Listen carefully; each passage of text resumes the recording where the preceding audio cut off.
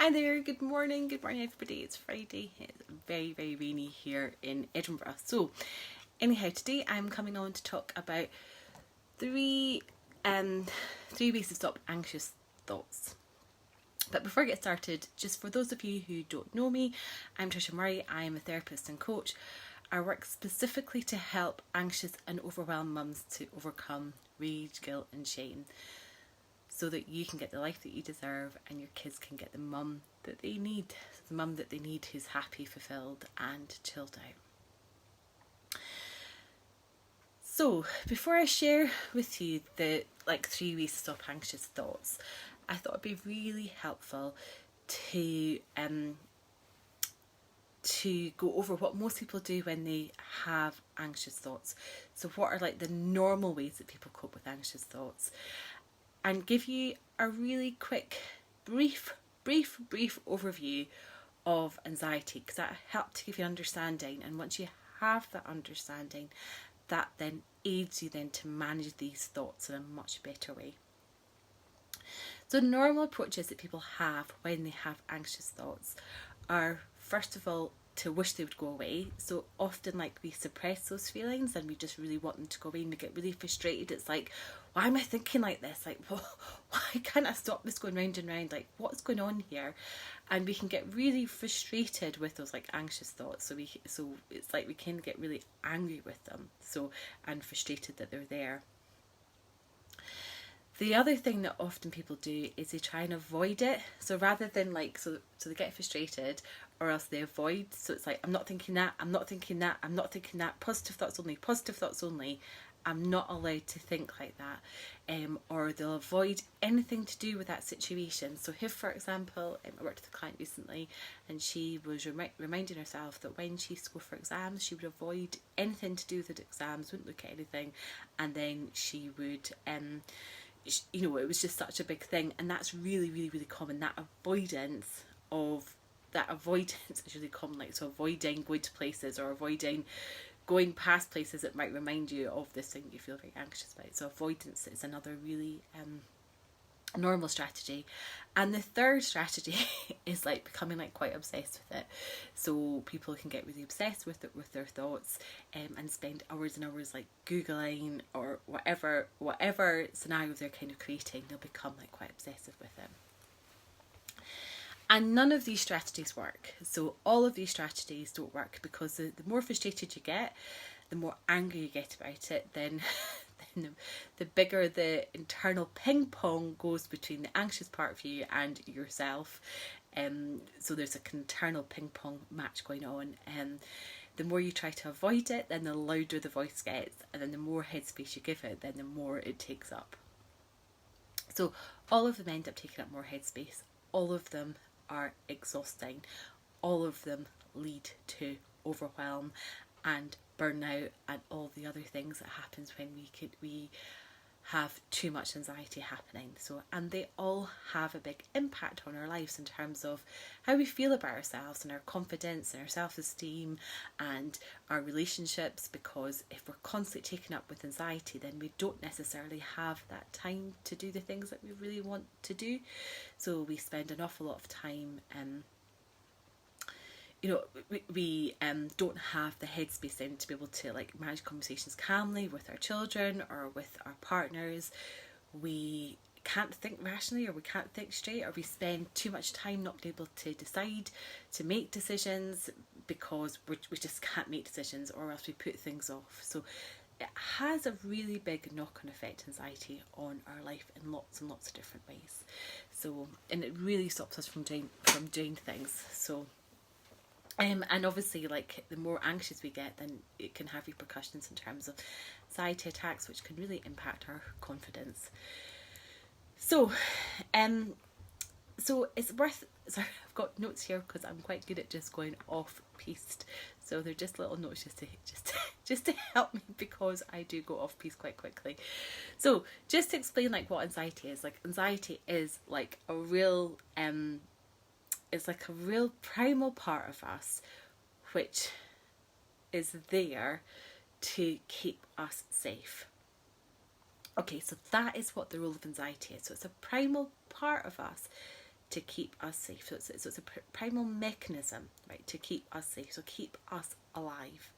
Okay, so that's what it is. Like, that is what those anxious parts of us want, is they want us to stay alive. Okay, but a lot of the time when we're feeling anxious, it's not a life or death thing that we're feeling anxious about. So the vast majority, like probably like way above like 95% of these things aren't life or death, the things that we're getting anxious about.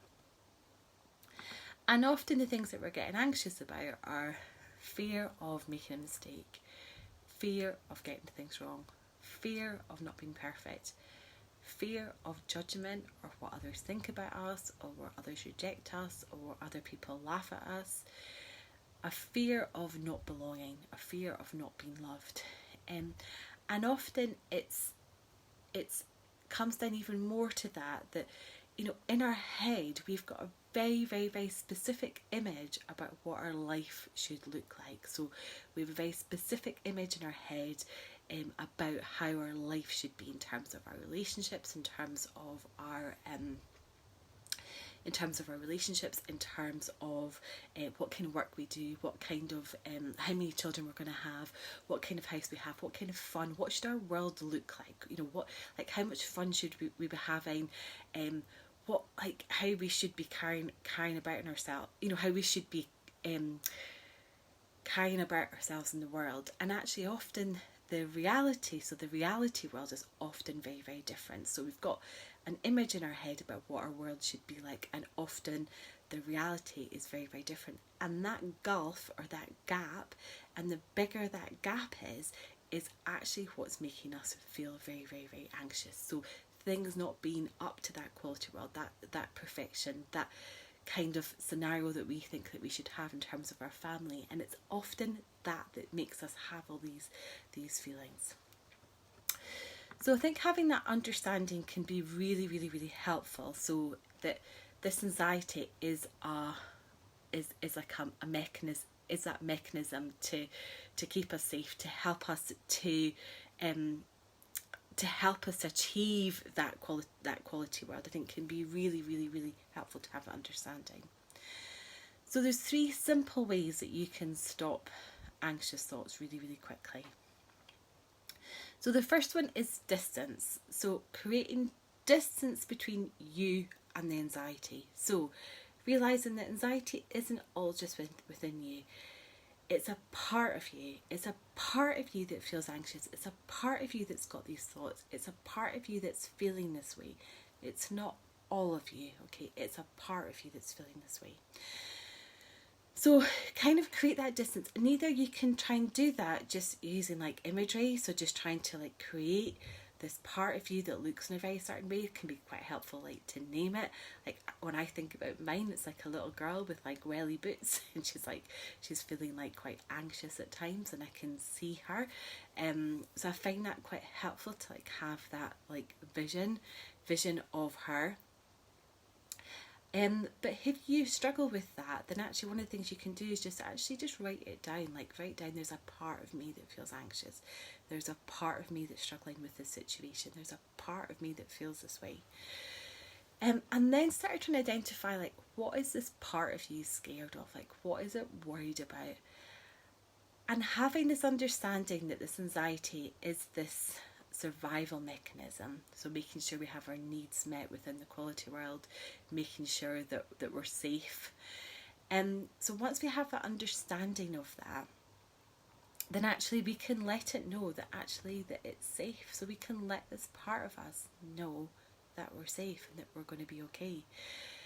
So, and if you're struggling with like that imagery, as I sort of say, like, write it down. So just let it know, like, you're safe. I understand that you have these feelings, and I understand that you're struggling with this, and I understand that you're feeling this way, but we're safe. Like, everything's going to be okay. So, so having that compassion and that understanding that it's feeling this way, but then reminding it that you're safe. Like, I am safe. Like, you know, we're safe. So working with it in that way. So anxiety is often that overestimation of danger, but actually there's nothing dangerous in a lot of the things that we feel anxious about. The second way to work with anxiety is really start to work with like an evidence-based approach. So the part of you that's feeling anxious and thinks that it can't manage a situation, so often things like can't cope, I can't do this, I can't possibly manage a situation. Give it all the evidence of all the times that you have managed a situation. So all the times that you found the situation really, really, really tough and that you've managed it. So typical scenario would be if you've struggled in like social situations, like even though maybe you have social anxiety and you struggle in social situations, you're going to have numerous times that you have managed those in social situations and you've managed them absolutely fine. So really working with that part of you to have that understanding that you can cope and that you can manage the situation and that you can get through this. So I kind of call it an evidence-based approach. It's not evidence-based in terms of like scientifically evidence-based, but it's evidence-based as in really thinking about what is the evidence-based about the situation. Like I can absolutely cope in this situation. So like public speaking, like none of us particularly enjoy public speaking. Well, some people do, but you know, most people that I've worked with, like they don't really enjoy public speaking. So so obviously apart from performers and things, but really thinking about people and really like, I'm sure we've all done public speaking all at different points in time. So actually knowing that even if you have done this thing before, that you have got the evidence of doing public speaking before and getting through it and everything has been okay at the end of it. So that can be another really helpful approach, like the evidence-based approach. And the third strategy, which I use a lot, is when I'm feeling anxious about something or I can feel that feeling starting to surge. I'm like, this thing that I'm feeling anxious about, like this thing, like that I'm worried about, like, is it going to be like important like in a week's time, a month's time, a year's time, 5 years time, like 80 years, maybe not 80 years time, I would be 120. But like, would it be important when I was 80? Like really thinking about that, like this thing that is like taking up all this headspace. Like, really, how important is it? When I'm 80 and I look back at this time, like, will I be thinking that this thing was actually important? Like really, this thing that I'm allowing to take up all of my energy and all my headspace. Like, will I really think that that's going to be important, like, when I'm 80? Like, am I going to be so pleased that I've spent, like, 3 weeks worrying about this thing that I've got to do, like, you know, just trying to like sort of put it like into like some sort of rational framework. One of the things that I really like thinking about is if I had a book of my life and I had this book, would this thing that's taking up all this headspace be like, would it consume a lot of that book? Would it consume a part of that book? Would it consume a chapter of that book? Would it consume a paragraph of that book? Would it consume a sentence of that book? Or would it consume a word in that book? And by doing that, then I can then start to think, okay, how important is this thing that is taking up all of this headspace? How important is it really? So, and that one isn't right for everybody, depending on what situation that they're in. But for all those day-to-day things that we can get really anxious about, like, I work with clients all the time, and anxiety takes over based on all the day-to-day stuff, like my house isn't tidy, I've got so-and-so coming round, I've got to get the kids here, there, everywhere, I've got this to do, that to do, so we're not talking about the big life-changing things that make us feel anxious, like leaving a job or leaving a relationship or those big things. We're talking here about the small day-to-day things that build up into huge things. And that time-based approach can be really, really, really helpful. That time, thinking about like how much, will this be important to me in the future? Like really thinking about that. So they're just really 3 simple ways that you can support yourself to stop those anxious thoughts before they completely take over. So I hope that you find that helpful. I'd really love to know if you find that helpful. If you are a mum and you are experiencing anxiety, I do run a group programme. It's a small group program, as in it's a very, very small number of people so that people get the maximum benefit from it. It runs over 12 weeks. It specifically focuses in on anxiety. And it provides you with so many different tools and approaches. So almost by the end of it, you can become like your own therapist and coach. It's all the things that I have learned over the last 10 years as a way to support myself with anxiety. And so if you're really keen to get to the place where you're able to soothe and ease and manage your own anxiety and be free from it, then do drop me a message and I'm really happy to send you details about it. So I hope that you found today helpful. Any questions, just let me know. So take care. Bye bye.